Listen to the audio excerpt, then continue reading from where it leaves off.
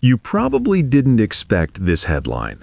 Donald Trump's Department of Justice is launching a civil rights case on behalf of gun owners. Yes, you heard that correctly. For the first time in American history, the DOJ is using civil rights discrimination law to defend the Second Amendment. Not a press statement, not a symbolic gesture, a federal lawsuit that could rewrite the entire legal foundation of gun control in the United States. And if this succeeds, it won't just fix California, it will obliterate every restrictive state's anti-gun strategy across the country. This isn't politics. This is precedent. Let's break it down. Chapter 1. Trump's DOJ is treating gun rights as civil rights. For the first time in U.S. history, the Department of Justice has invoked Title 34, Section 126001, a law written in the 1960s to protect citizens from police misconduct and discrimination, and applied it directly to gun rights. Originally, this law targeted corrupt departments that violated civil liberties. It was used to dismantle racist policing, to enforce voting rights, and to bring equality into the justice system. Now, Trump's legal team is saying the Second Amendment deserves the same respect. If you can't be discriminated against for your race, you shouldn't be discriminated against for exercising your constitutional right to bear arms. This is legal innovation at the highest level. Because once you treat gun rights as civil rights, the entire playing field shifts. Chapter 2. California. The test case. Nowhere is this more obvious than California, a state that has turned gun regulation into bureaucratic obstruction. Los Angeles County, for example, processed 3,982 concealed carry applications between January 2024 and March 2025. Guess how many were approved? Not 400, not 40, not even 10. Two approvals out of nearly 4,000. That's a 0.05% success rate. To put that in perspective, you have a better chance of getting into Harvard or Stanford than getting a concealed carry permit in Los Angeles. Harvard accepts 3.4%. Stanford, 3.7%. California's gun permit rate? Virtually zero. Applicants have waited over 1,200 days, more than 3 years, just for a response. And yet California law clearly states that permit applications must be approved or denied within 120 days. That's not inefficiency. That's discrimination by design. Chapter 3. The hidden tax on your rights. Now, here's the part nobody talks about. Every delay, every renewal, every expired while pending case creates a hidden tax on lawful citizens. When your application drags for years, you pay again and again. Fingerprinting fees, background check fees, training renewals, expired certification retakes. Some Californians have spent over $2,500 just trying to stay in compliance while waiting. This isn't regulation. It's economic punishment, a poll tax on the Second Amendment.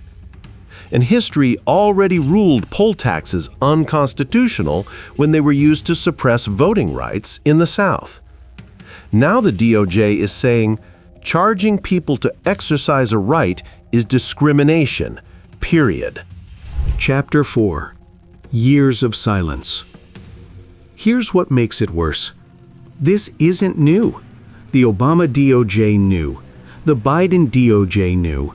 Even state judges in California knew. Internal memos going back to 2014 show federal officials were aware of multi-year backlogs and unlawful delays.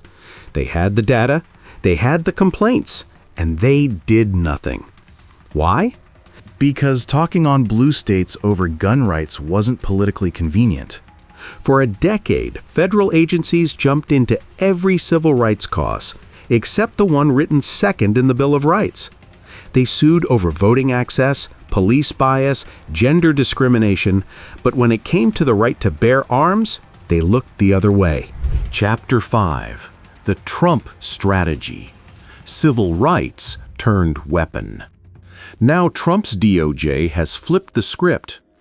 By invoking civil rights statutes, the government is positioning the Second Amendment alongside the First, Fourth, and 14th.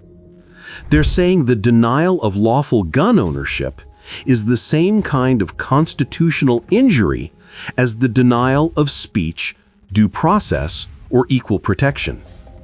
This is a masterstroke of legal engineering because it moves the fight from gun control policy to civil rights enforcement.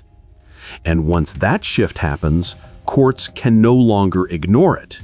They must treat gun rights as protected rights, not privileges. Chapter 6. The Nationwide Ripple Effect. If this lawsuit succeeds, the impact will be seismic. It would establish binding federal precedent, making bureaucratic delays and excessive barriers illegal nationwide. That means New York can't drag out applications for years. Hawaii can't deny 99% of requests. New Jersey and Maryland can't bury people under administrative review. Any state that delays, restricts, or obstructs gun licensing will face the same civil rights liability. And these lawsuits come with massive financial penalties, millions in damages, plus legal fees for every victim who sues. So even the states not directly targeted will start changing their laws voluntarily just to avoid being next. That's how legal revolutions begin. One case, one precedent, one domino at a time. Chapter 7. Why this changes everything. For decades, gun control advocates have painted the Second Amendment as a lesser right, one that can be delayed, taxed, or ignored. This lawsuit says otherwise. It declares that the right to self-defense is not a privilege granted by the state, but a protection guaranteed by the Constitution. This case will decide whether bureaucrats can price you out of your rights or whether the courts will finally say enough. Make no mistake, this is not about party politics. It's about constitutional accountability.